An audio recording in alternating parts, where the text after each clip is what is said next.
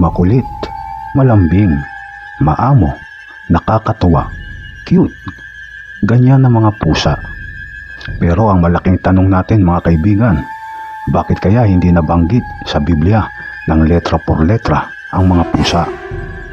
Alamin natin ngayon kung bakit walang nakasulat na salitang pusa sa kanonisado o talagang mga aklat na nabibilang sa banal na kasulatan.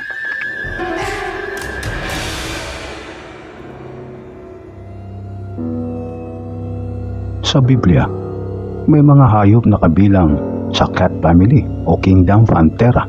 Ayon sa siyensya, ang mga hayop na ito ay tuwirang nababanggit ang kanilang mga pangalan sa Biblia, kagaya ng leopardo at leon.